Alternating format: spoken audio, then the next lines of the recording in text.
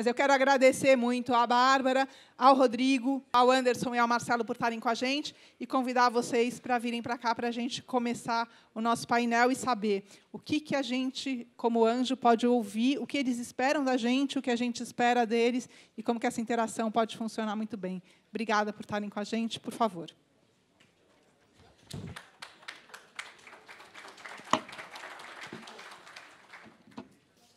Olá a todos. Vamos começar agora esse painel um pouco de VC aí. Vamos tentar fazer um debate muito rico aqui entre nós e deixar também algumas perguntas para vocês fazerem. Eu vou me apresentar. Eu sou a Bárbara, sócia da Aurea Capital. Nós somos um fundo especializado em B2B Tech Deals, fazendo Series B Investment. E aqui, junto comigo para esse painel, que eu vou mediar, está o Anderson Tees, da Redpoint, que eu vou começar apresentando e fazendo uma pergunta inicial ali para quebrar o gelo. Anderson. O Anderson é sócio fundador da Redpoint Ventures, tem atuação de mais de 10 anos no Brasil, focado em investimentos seed, Series A. Trabalha desde o início a ponte Brasil-Silicon Valley, devido à sua origem internacional dos fundos, e fez também um fundador do Cubo, em conjunto com o Itaú, numa iniciativa bem pioneira de corporate venture aqui do Brasil.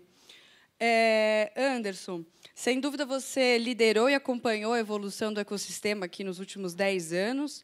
E eu me lembro em São Francisco, em 2012, de uma palestra que a gente teve juntos, de um painel semelhante a esse, em que você diria que a Redpoint estava entrando no Brasil justamente para preencher o gap que tinha entre Anjos, Seed, Series A. O que você viu do mercado de lá para cá? O que mudou e quais são os gaps que ainda existem? Bom, obrigado pelo convite. Um prazer enorme estar aqui. Bem-vindos, né? Ousando aqui a recebê-los também aqui como Cubo. Muito obrigado pela oportunidade de estar com o evento da Anjos aqui mais uma vez. É super interessante essa pergunta. A gente fez um summit da Redpoint com os nossos investidores há pouco tempo e a minha palestra foi exatamente falar sobre essa evolução. E a sensação que a gente teve naquela época é que tinha alguma atividade de early stage já pegando bastante pressão no Brasil e havia um buraco no capital de Série A, principalmente Série A, um pouco de Série B também. E aí a gente levantou um fundo, os fundos que já atuavam aqui, os nossos colegas, /concorrentes, né, que são muito bons, todo mundo começou a levantar fundos maiores, surgiram alguns players novos. E aí a sensação de 2012 até 2015, 2016 é que tinha bastante capital de Série A e faltava um pouco de capital de seed e pré-seed, que depois foi inventado, né? Não existia isso na época ainda. E o pessoal de Anjo estava se organizando, estava trabalhando bem, aí tinha um buraquinho em seed, depois Série A tinha capital, e growth era uma grande incógnita, né? Ninguém sabia. De 2016 para cá, o que a gente viu foi uma explosão no capital, de disponibilidade no capital anterior à Série A, em todos, né? O seed, o criado pré-seed e Anjo, né? Continuou se organizando. Quero até ouvir depois a sua opinião de como que você está vendo esse mercado. Mas, para a gente, foi como se, super arrogante falar, né, mas todo mundo pensa como pipeline, a gente falava que a boca do funil ampliou muito, o que para a gente é ótimo, né?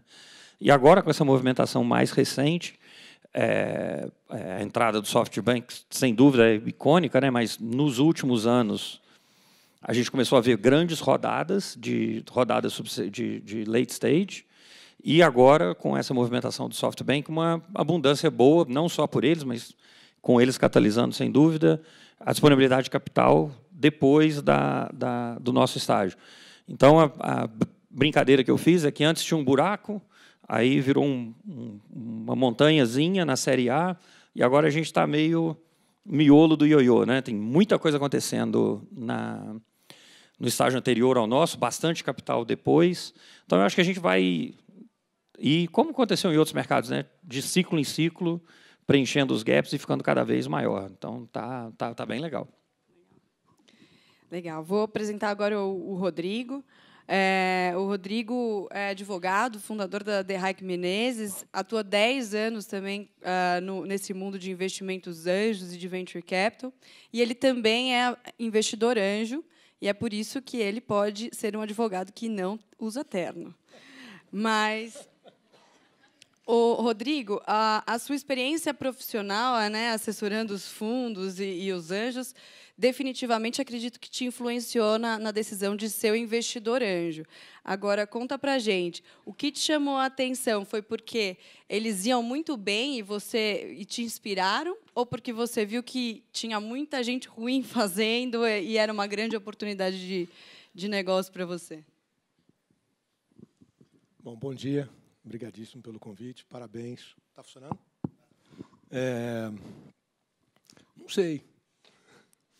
Não sei. Acho que eu fui oportunista.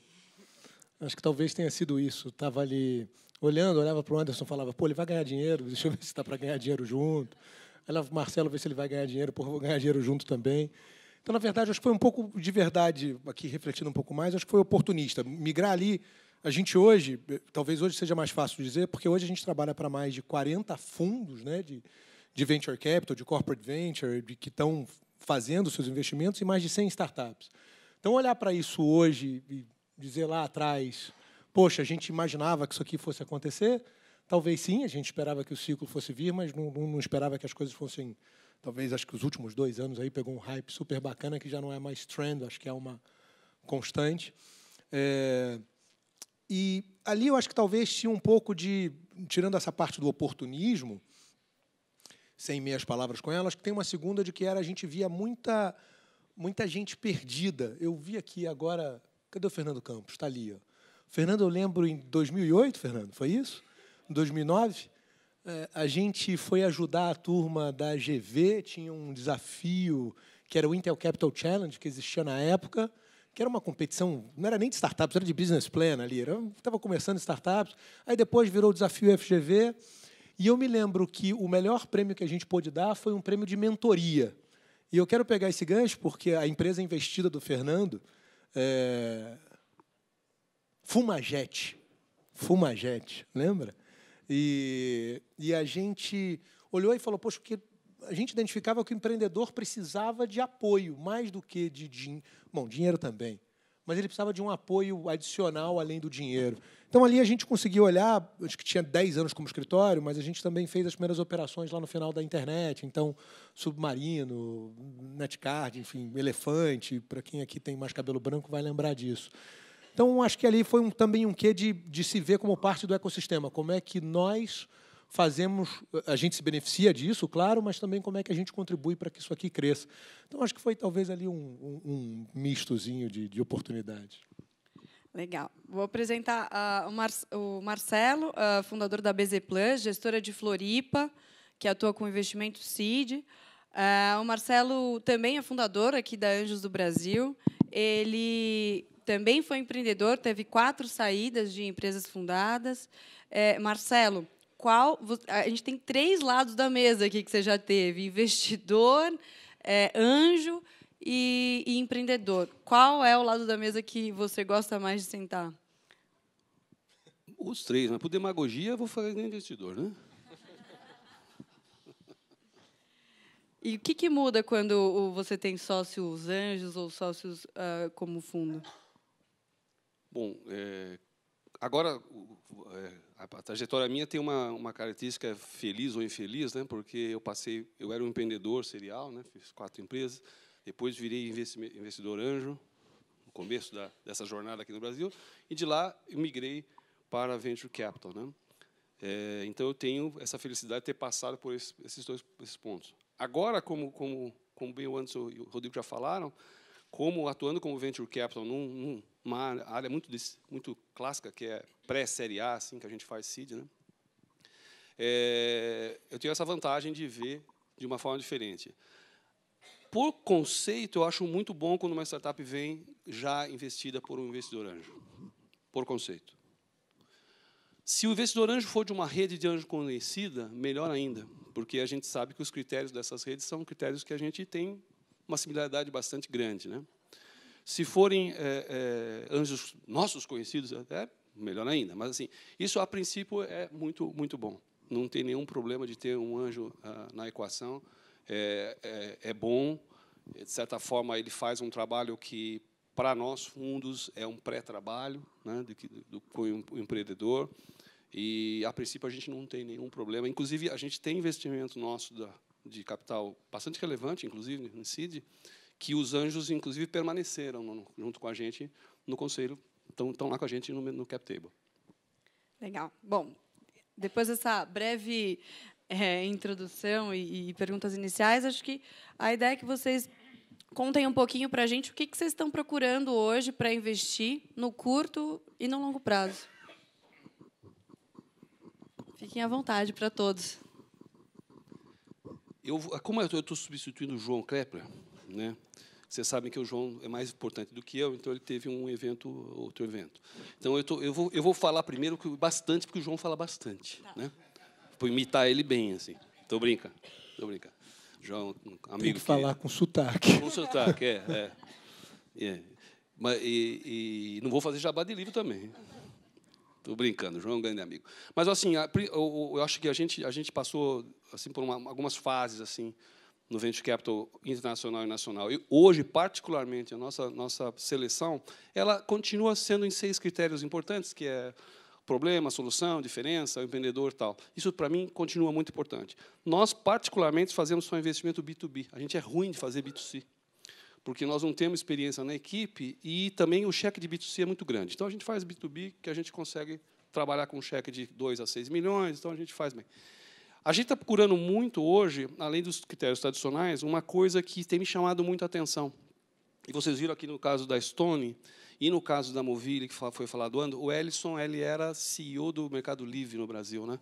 Nós conhecemos essa época. O que está me chamando muita atenção é toda empresa que puder fazer uma solução de software, modelo SaaS ou não, até não é o ponto, mas que ela puder criar junto dessa solução um ecossistema. Então, o poder de ecossistemas hoje está nos chamando muita atenção. 2 dados importantes sobre isso que depois o Anderson e o Rodrigo podem me contradizer ou fazer uma outra opinião. Hoje, no Brasil, o último recente dado que apareceu do IBGE, 3,8 milhões de pessoas têm a sua renda principal ou Uber, ou iFood, ou Uber Eats. 3,8 milhões de pessoas. E 600 mil pessoas vivem sua renda principal do Mercado Livre, do que elas fazem no Mercado Livre. Então, já existe uma parte da economia muito relevante, se a gente considerar que 100 milhões de pessoas economicamente ativas existem no Brasil, que vivem deste mercado que foi criado. E foi criado porque conseguimos criar-se ecossistemas muito grandes. Então, o que nos está chamando muita atenção são soluções B2C, ou B2C2B, ou como quiserem chamar, que criam atrás delas um ecossistema grande, de pessoas direta ou indiretamente afetadas por aquela solução. Nós temos 1 ou 2 empresas no nosso portfólio que estão bem nesse sentido. Elas fornecem uma solução que cria um ecossistema muito grande atrás. E depois que você tem um ecossistema, você tem uma série de coisas que você pode ter desse ecossistema que valorizam muito o teu investimento. A mais óbvia, que todo mundo sabe, na parte B2C, é meio de pagamento, né? Mas isso não é só... Não se restringe a isso. Então, a parte do ecossistema me chama muita atenção. Quando você cria um ecossistema, ele tem quase uma vida própria. E depois o que você pode prover para esse ecossistema é muito grande. Então, o valor da empresa ele ultrapassa o valor de uma solução SaaS ou software, ou coisa do tipo. Ele toma uma dimensão maior, um impacto muito maior. Para a gente mudou pouco, na verdade, na estratégia de investimento. A gente continua perseguindo as mesmas oportunidades que quando a gente começou a operar aqui. Então, a gente faz... nosso foco principal são rodadas de Série A. A gente faz investimentos de seed também, geralmente com co-investidores que são especializados nesse estágio. Para a gente, a expectativa não é montar um portfólio de seed, que são muitas empresas, né? E não é o nosso foco.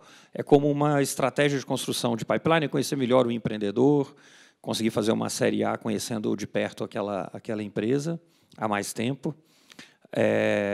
E a gente também faz séries B, tomando emprestado aqui do Rodrigo, de forma mais oportunística, né?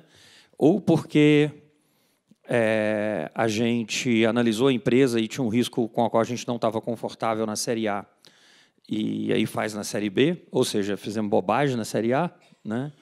Ou porque a gente, numa disputa pelo deal na série A, perdeu, e aí faz a série B de novo, fizemos bobagem na série A. Então, a série B para a gente não é uma estratégia principal, mas a gente se reserva. Repescagem. É uma repescagem, bom ponto, vou adotar. Então, série B como uma estratégia de repescagem, né? Mas esse é o foco. A gente está falando de cheques aí de $100 mil a $10 milhões, no espectro maior. Nosso core é cheque de $1 a $5 milhões, que é o que a gente hoje chama de série A no Brasil, né? Tem gente chamando de nomes diferentes aí. E tem alguma tese mais específica? Tem. A gente tem algumas indústrias. Nosso deal flow se dá de dois jeitos. As empresas que chegam para a gente, que a gente chama de inbound, né? Isso a gente olha todas, a gente é agnóstico quanto a segmento. A gente olha 3 critérios, que também não tem nenhuma ciência por trás, é time, acima de tudo, quanto mais early stage, mais importante o time. Dado o tamanho do nosso fundo e nossa estratégia, o mercado precisa ser muito grande. Então, o segundo critério é o tamanho do mercado.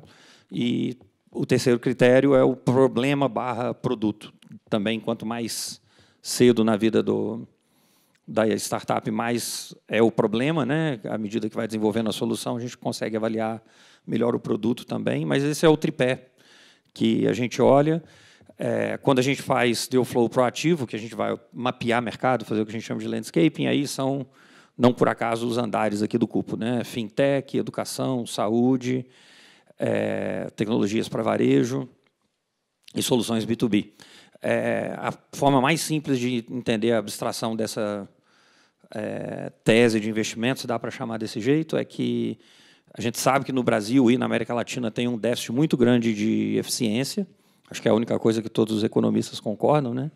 E isso vai ser resolvido ou através de investimentos muito grandes em infraestrutura, que a gente torce para que aconteça, mas que não tem nada a ver com a gente, ou tecnologias que substituem a necessidade de infra ou alavancam a infraestrutura que a gente já tem. É aí que a gente acha que tem grandes oportunidades, é aí que a gente mira. Legal, obrigada. Rodrigo? Eu não procuro nada, né? Chega lá. Então, literalmente, é muito oportunista, porque vem um cara bom, um cara bacana, e a gente olha como oportunidade. Quando eu digo a gente, é porque sempre Derrai e eu fazemos juntos também, na física e saindo do escritório. Mas talvez eu acho que mais valor aqui para agregar seja, olhando para toda essa turma, né, de investidores também como clientes, ou aceleradoras, ou os fundos trabalhando para tudo isso, talvez tem algumas coisas que a gente nota que estão acontecendo hoje, e algumas são obviedades, tá? Mas que elas não aconteciam antes. Primeiro, que os anjos literalmente estão investindo naquilo que entendem. Então, cada vez mais nós vemos os anjos, o cara é do mundo financeiro, ele investe no mundo financeiro. Então, faz mais sentido porque o cara entende, então ele sabe quais são as barreiras, os problemas e as oportunidades. E assim para agro, assim para health. Então, isso a gente tem percebido. Segundo, a gente via muito investimento solitário no começo. Então, ou eram 2 pessoas, olhar, puxa, aqui talvez tenha uma oportunidade. Não, agora não é só dentro da Anjos do Brasil, até mesmo grupos de amigos e de olhando, poxa, cada um, 3, 4, 5, 6, validando a tese, falando, vamos todos juntos aqui, porque a gente validou a tese e testou. Então, a gente tem visto isso acontecer. E terceiro, que prevalece, e aí sim, o B2B. Então, porque é mais tangível, né? Onde se consegue visualizar se o negócio foi adiante, se teve crescimento, se teve tração, se já tem um cliente ali logo depois do MVP, então, quando está no piloto. Então, a gente vê que o B2B, ele e talvez seja algo bom para o país, inclusive. Não sei se é uma característica do Brasil, de business, porque a gente tem B2C aí super bacana, né? E eles até acabam aparecendo mais, mas geralmente o B2B eles são mais silenciosos, porque aparecem menos, mas a gente vê isso acontecendo bastante. Legal. Agora, falando um pouco do relacionamento investidor e anjos, essa convivência nos conselhos e tudo mais, o que vocês podem dizer que são as características que vocês consideram positivas quando vocês convivem com anjos e, eventualmente, negativas? Positivas e negativas, assim, um pouco diferente da fase do Anderson, por exemplo. A gente faz um investimento seed, né? Ou seja, pré-série A, né? Então é muito normal que a gente encontre o anjo na equação ali. A gente, por princípio, isso é um princípio que podemos estar errado ou não sei, mas a gente não gosta, em geral o fundo não gosta disso, a não ser private equity maior, de fazer cash out, né, no investimento. Porque a gente acha que o dinheiro é tão escasso já que a gente tem que botar tudo na companhia. Então, cash out é uma coisa difícil. Segundo, a gente não gosta de situações que tenha muita situação de dívida, então, já por princípio, o anjo tem que entender que vai ser difícil fazer um cash out ali para ele naquele momento. Nossa fase é muito difícil dar uma liquidez para um anjo, muito difícil. Então, normalmente, o anjo fica com a gente, numa configuração menor, que a gente vai pensar aí como ele vai agir, mas ele fica com a gente. Se a gente está investindo na empresa, isso é um pressuposto importante. Se a gente está investindo na empresa e conseguiu passar pelo nosso processo de seleção, que é meio pentelho, para falar a verdade, provavelmente esse anjo teve muito valor, porque ele fez alguma coisa importante aí, nem que seja só o dinheiro inicial, para essa empresa chegar no nosso radar e passar por um processo de aprovação. Então, assim, a gente tem certeza que esse anjo tem um valor que ele já fez e pode ter um valor ainda mais. E como o Rodrigo maravilhosamente citou, isso eu esqueci desse ponto, o investimento hoje no Brasil hoje está muito legal porque as pessoas estão investindo naquilo que elas têm background, que elas têm histórico. Então, normalmente, se o anjo está nessa empresa, de uma empresa de logística, por exemplo, é porque ele já veio dessa área. Então, ele ainda é uma pessoa muito relevante para nos ajudar, porque nós não somos especialistas necessariamente em logística, né? Então, esse cara é um cara muito importante para nos ajudar. Então, nas nossas empresas de portfólio hoje, portfólio ativo, a gente tem 10 empresas ativas, eu diria que, não sei de cabeça assim, mas acho que praticamente mais de 60% tem um anjo ainda na empresa, é um acionista relevante no sentido de participação, ajuda muito e tal. Então, para nós não há esse conflito. O conflito maior, eu acho, que é quando existe a situação de pensar que um fundo vai dar um evento de liquidez. Então, para evitar esse conflito, assim, a primeira coisa, eu não sei como tu fala lá, mas assim, eu já nas primeiras reuniões que estão avançando, eu já falo para o empreendedor o seguinte: nós não fazemos cash out, não gostamos de pôr labore alto e não gostamos de pagar dívida. Então, já para começar a conversa. Segundo papo que a gente faz, que é muito importante, é preciso que o empreendedor entenda, e isso não é fácil às vezes, depende do empreendedor, que nós estamos fazendo um casamento com interesse, com divórcio com data marcada. Isso é importante. É um casamento por interesse com divórcio com data marcada, né? São os fundos que temos que fazer o evento de liquidez em alguns anos.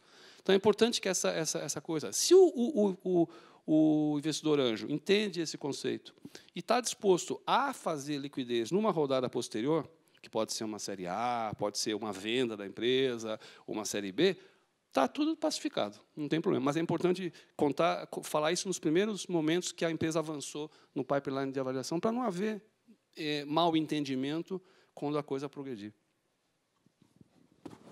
Quer comentar também?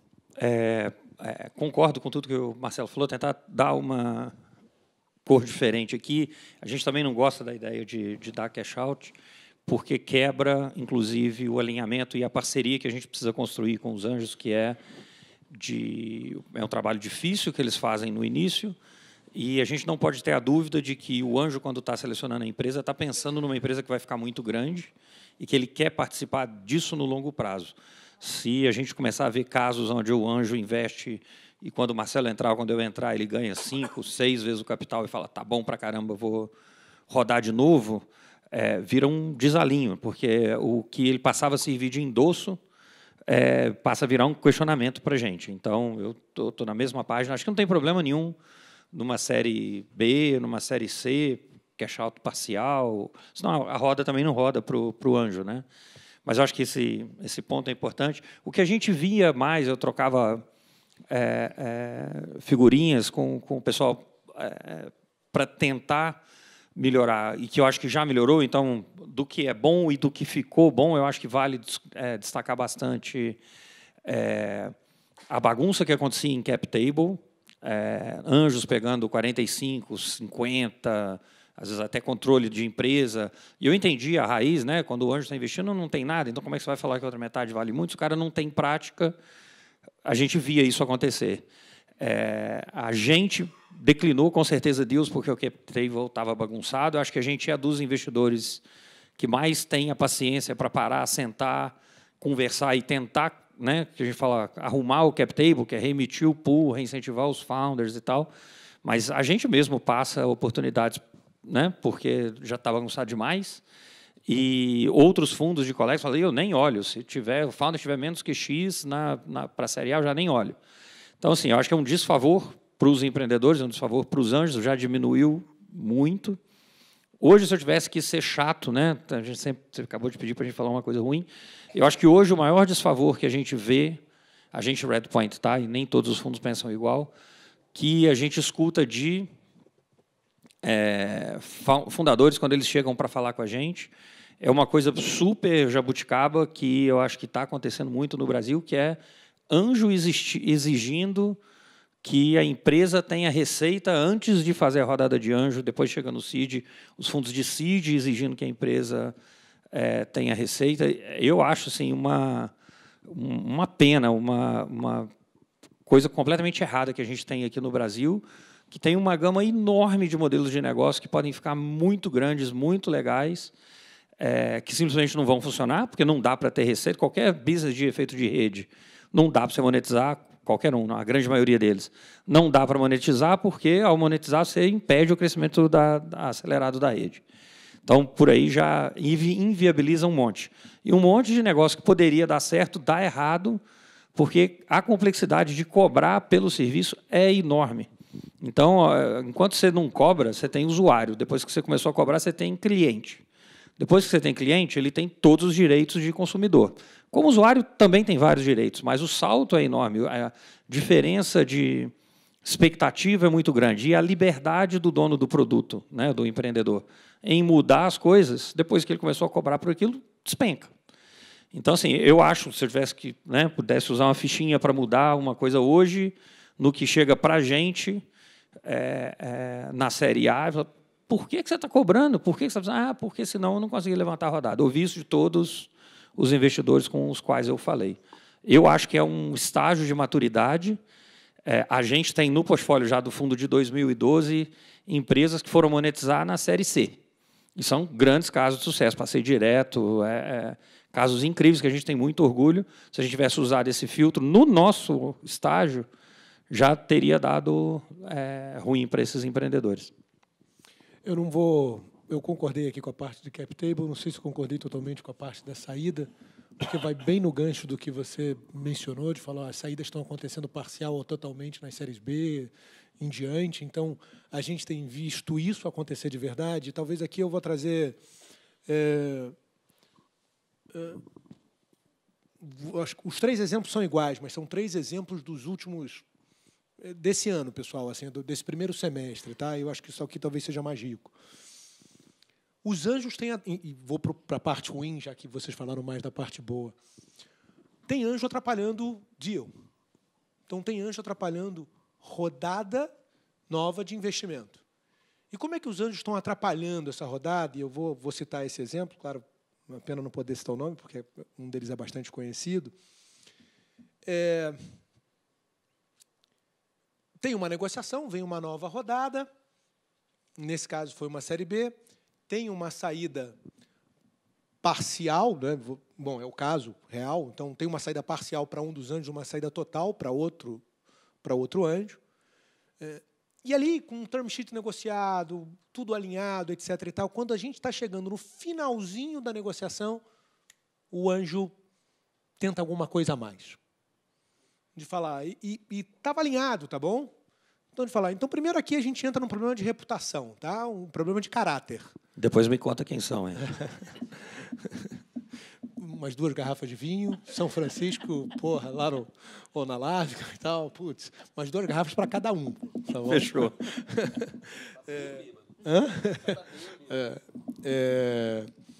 Então, e aí, pô, o deal está para acontecer. Claro que o investidor ali naquele momento está super com tesão de fazer o deal acontecer. O empreendedor, está todo mundo. Literalmente, isso aconteceu no final, né? A gente conseguiu concluir, mas o anjo faz o negócio ficar um pouco mais difícil.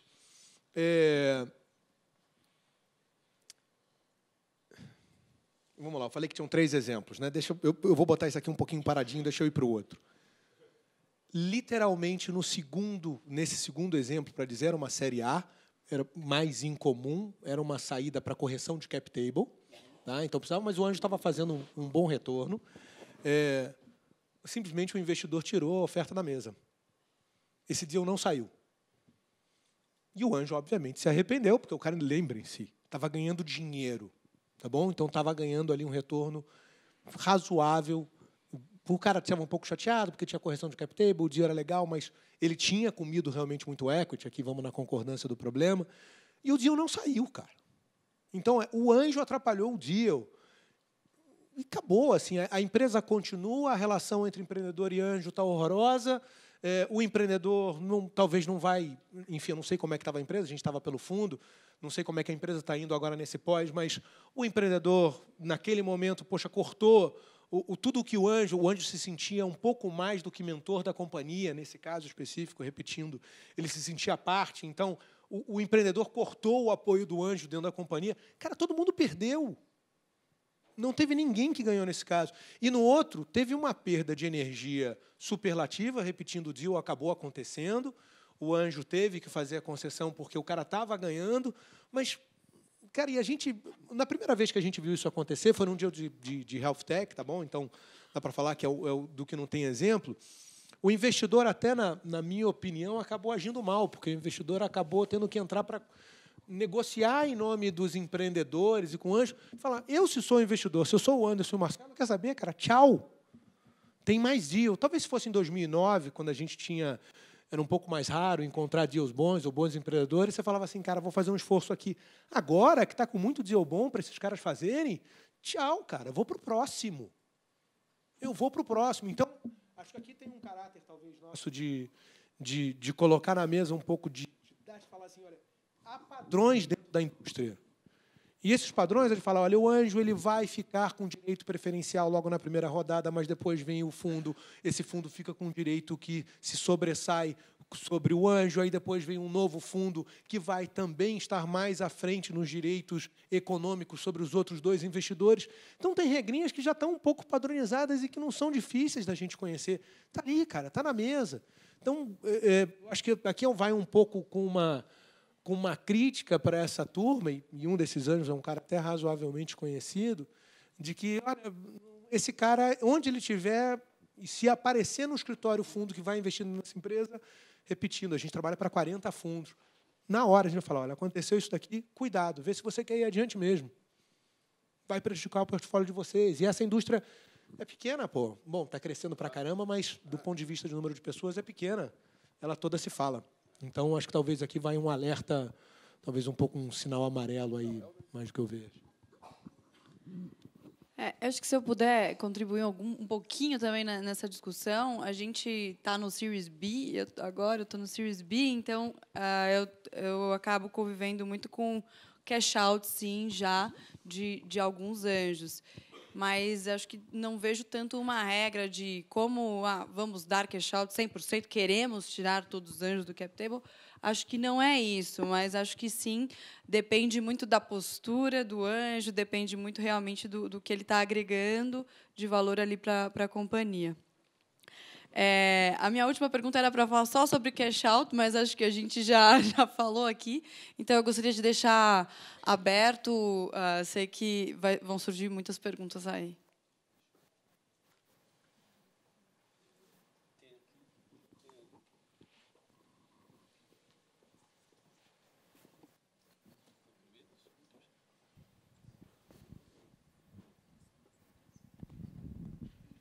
Fala, pessoal. Meu nome é Natan. Parabéns aí pelo painel. Eu ouvi o Anderson comentar no meio da apresentação de vocês sobre valuation, né? Muitas vezes que o percentual do anjo acaba sendo muito grande. Acho que a grande dúvida é quanto vale uma startup que ainda não tem faturamento, né?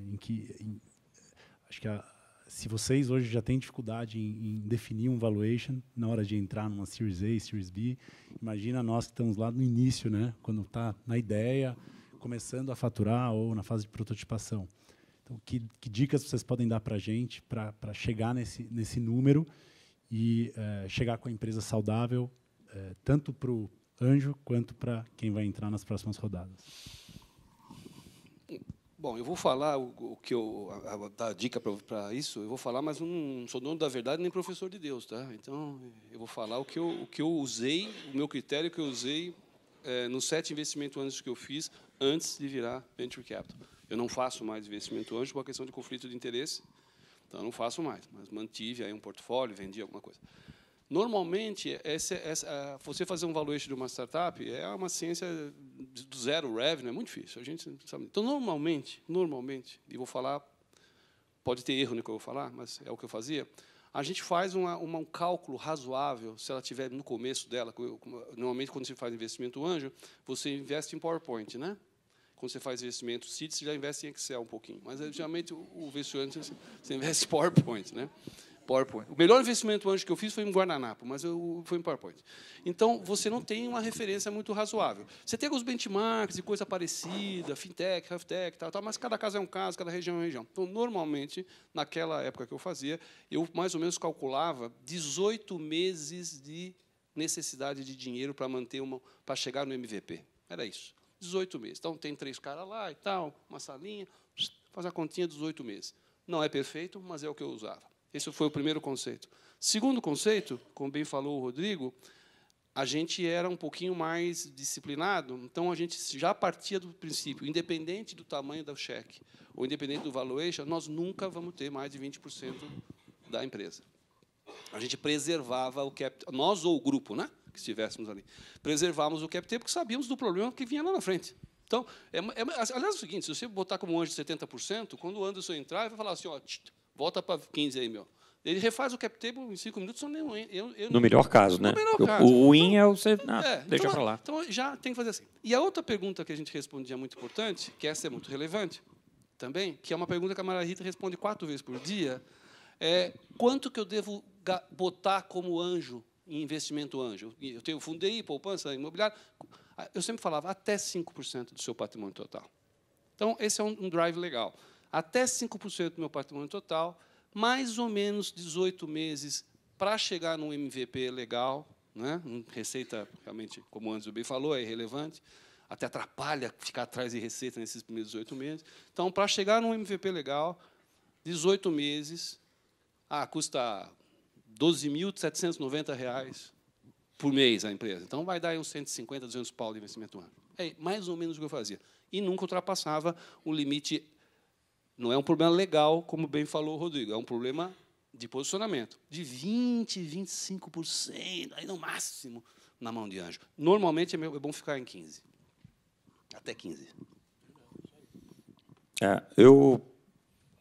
Pouco a agregar, mas se tem um luxo que o anjo e, eventualmente, até o fundo de seed pode ter, é delegar esse pepino para o investidor de série A. Né? Que, by the way, a gente usa uma ciência muito parecida com o que você descreveu aqui, que é quanto custa para saber se dá certo na prática. Né? Mas a gente brinca internamente, se cobra o tempo todo, vou fazer eco aqui o que o Rodrigo já falou, que existem boas práticas. Brasileiro é criativo toda vez, e não são poucas que eu... no Vale faz assim, mas aqui é diferente, a gente levou ferro, invariavelmente. Então, assim, a gente brinca hoje dentro da Redpoint, a gente se cobra muito e fala, a gente investe em empresa inovadora, a gente não precisa inovar no jeito de investir. Existem boas práticas. Né? É feito de um jeito por um motivo. Se tiver um marco regulatório diferente, né, o advogado falar que tem que ser diferente aqui por causa de X, Y, Z, tudo bem. Mas, se não precisar, o pessoal lá passou, pelos últimos 50 anos, pelo que a gente está começando a passar agora. Então, assim, é trabalhoso para caramba essa discussão de valuation. Existe um jeito de investir através de dívida conversível, que deve ser o quê? Uns 5 anos que criaram o SAFE. Sei lá, por aí. É o da Y Combinator, né? Tem 5, 6 alguma anos. coisa assim. Tentaram dar uma padronizada. Assim, cada caso é um caso, mas se você conseguir padronizar e liberar tempo de vocês como anjos, sem dúvida nenhuma, mas principalmente do founder, né? Vai mudar um monte de regra, o cara vai ter que entender se aquilo ali está funcionando. Um jeito que eu acho que funciona para um público específico de anjo, que é o anjo que quer investir em startup que a gente vai investir, né, que são startups que vão ficar muito grandes, passa a ser mais tranquilo lidar com isso, fazer um SAFE, eu acho que funciona. Se for uma startup que você quer vender por 10 milhões de reais, esquece, aí tem que olhar caso a caso. Eu ainda acho, apesar de gostar do SAFE, eu ainda acho que no Brasil talvez a dívida conversível, pelas razões de blindagem e pelas razões de que o investidor tenha força, não importa em que estágio, talvez ainda seja um documento, e super usado também nos Estados Unidos, que apesar do SAFE continua o convertible debt também prevalecendo. E aí eu talvez ousaria dizer, tirando Israel e em alguns lugares dos Estados Unidos, o investidor ainda tem a força, né? Então colocar. Mas esse ponto do Anderson é interessante. Aqui já não é mais o concordão, não tem o certo e errado. Tem, eu acho que o mais apropriado para aquele momento de falar, poxa, na dificuldade do valuation, deferir para a rodada seguinte dando um desconto. Então, no final do dia é isso, mas isso também acontece repetindo muito mais nos Estados Unidos e Israel. Você vai para a Inglaterra, França, mesmo país, Suécia, então países também onde tem um mercado mais maduro de venture capital, nem tanto. Então, acaba tendo, mas eu ficaria essa frase, que eu acho que a gente tem uma consonância de entendimento, putz, esse limite, essas práticas, cara, putz, o limite é 20%, pode ir um pouco mais a depender do risco que você está tomando, pô, se puder ser menos porque o negócio está ali, mas tá ali, os documentos estão todos disponíveis no site da Anjos do Brasil também, para facilitar, porque isso ajuda a vida dos caras que estão aqui fazendo investimento. Então, acho que uma vez eu fiz um curso em Berkeley, lá de Venture Capital, tinha um cara, o papo, Jerry Engel.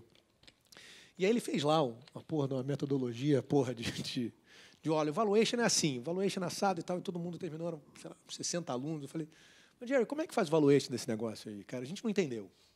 Ele falou, cara, você bota o dedo na boca, porra, se for para o norte é 100, se for para o sul é 10.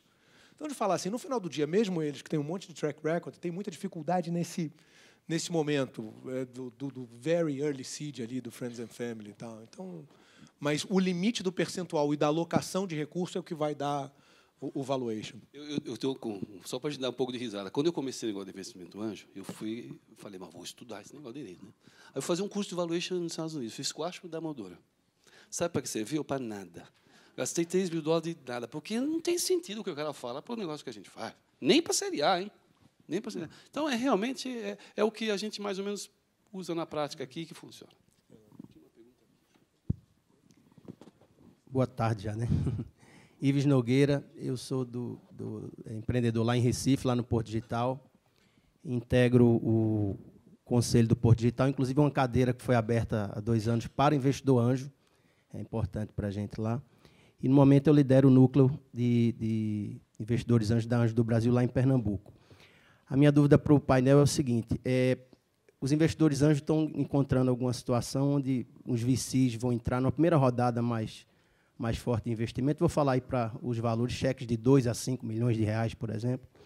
E aí os fundos normalmente não querem dar o direito de tag along para os anjos, né? E aí o anjo também entra ali esperando um evento de liquidez. Então, a gente tem se deparado com situações onde o anjo já está há 2, 3, 4 anos apoiando a empresa, e aí o fundo vai entrar e aí não quer dar o direito de tag along para os anjos. Eu queria ouvir vocês com relação a isso, o que é que vocês acham, como é que os anjos devem se portar. Eu achei muito importante a provocação do Rodrigo para nós, como anjos, não atrapalharmos essa trajetória de captação, né? Posso pegar essa? Cara, a resposta é rápida, eu não vejo isso acontecendo. Então, os fundos dão, sim, o tag para o anjo. A única questão é a preferência na liquidez. Então, os fundos que vêm depois, num caso de um evento de liquidez onde esses fundos não capturem o retorno esperado que eles têm que devolver para os cotistas deles, eles tomam o equivalente a uma participação maior. Mas, numa saída ideal, que é o que todo mundo espera quando é a saída exitosa, né, todo mundo leva a sua parte. Então, ali, a preferência na liquidez passa a não ter nenhum valor, porque como o valuation foi bastante superior às expectativas da Redpoint da Business Plan, então o fundo que está fazendo isso, eu paro aqui. Então, assim, para não, mas com cuidado, tá? Na verdade, não tem nem a exigência. Vamos voltar aos padrões de mercado, isso é super esperado. Então, em todas as rodadas aqui, a gente já teve junto em um monte de deals. Eu não lembro de ter visto isso acontecer com esses fundos, com todos os fundos, cara, que a gente tem em relação. Vai ter um outro cara, talvez, mais novinho, que está começando ali, ainda está tentando entender um pouco disso. Mas, cara, são poucas as lembranças. IVs, né? São poucas as lembranças que eu vou ter disso, cara. Então, acho que nem exija, mas não é esperado que esse problema aconteça. Eu só quero complementar um pouquinho, Rodrigo. Esse é o ponto que eu tenho que ressaltar aqui. Principalmente vocês que são investidores anjo ou empreendedores que estão aqui. Muitas vezes os fundos vêm numa negociação para entrar, série Seed ou série A, e a gente vem com um certo padrão, que não foge muito aí, que o Anderson pratica, que o Rodrigo já assessora todo mundo. Tá? E é importante dizer que, às vezes, o investidor anjo ou mesmo até o empreendedor não conhecem esses padrões. Então, ele deve ficar confortável de entender que são os padrões do mercado. Em geral, ninguém é diabo. Em geral, né? Ninguém é diabo. E tem algumas coisas que eu sempre brinco que elas estão no nosso contrato de investimento, porque nós representamos cotistas. Né? No meu caso, o fundo CVM, Então, estão lá, com um padrão que eu não posso fugir. São coisas que eu não posso negociar. Agora, eu não conheço no Brasil, só se vocês conhecem, na área de série A e Seed, que tenha sido executado uma cláusula de drag, que é uma cláusula que sempre dá um monte de 9 horas, para quem não conhece, realmente, porque ninguém vai comprar uma empresa que o empreendedor não quer vender. Então, o drag é uma causa, geralmente, quando a empresa dá muito problema lá na frente. Então, né, ela está então, no contrato de investimento, como algumas outras cláusulas estão, porque elas são o padrão, mas realmente eu não vi efetivamente acontecer. A preferência de liquidez é um problema do formato. O formato dos fundos tem que ter preferência de liquidez, não tem como. Né? E as convertible notes lá americanas também têm preferência de liquidez.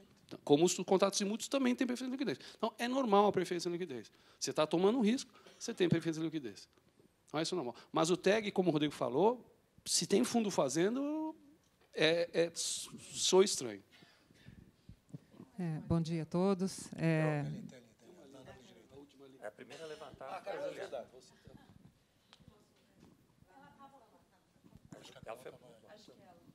Gente, vocês... Pode ser, não tem problema. Pode ir. Vamos lá. Bom dia. Obrigada pelo painel, está excelente. O Marcelo falou um pouquinho sobre governança e sobre board também, sobre a gente manter os anjos no board. Queria entender um pouco mais de vocês, o que vocês têm visto em termos de tendência, quando a gente fala em cash out, e os anjos saindo efetivamente da empresa nesse momento de cash out. Vocês já considerariam manter alguns no board, essa interação que tem, enfim, de fundos como Redpoint dentro do board com os anjos? Como é que vocês têm visto isso? Bom, como a gente falou antes, né, quer dizer, e o Anderson falou uma coisa muito legal, a gente tem um investidor anjo querendo fazer um cash out imediato, principalmente na minha série, que é a série Seed, não é um bom sinal, né? Ele está tirando ali uma valuation, por que ele não fica mais? Né? Então, já não é um bom sinal. Né? Então, é legal ele ficar, geralmente a experiência é boa. Né? E nós estamos tendo agora, nesse momento, falando sobre governança, um momento muito legal, porque está acontecendo agora, com a Anjos participando, né, de um trabalho de criação de um framework de governança para startups. Né? Isso está ajudando muito, porque já começa a criar uma forma de trabalhar com o board bem, já começa a funcionar bem. E, realmente, se existe um alinhamento, como falou o Anderson, entre empreendedor, vice e anjos, aí você tem uma fórmula de sucesso para poder colocar. E, principalmente, tem que checar esse alinhamento já no início, para não ter surpresa lá na frente. Gente, obrigada a todos. Parabéns, Anjos do Brasil, pelo painel e pelo congresso. Vamos lá.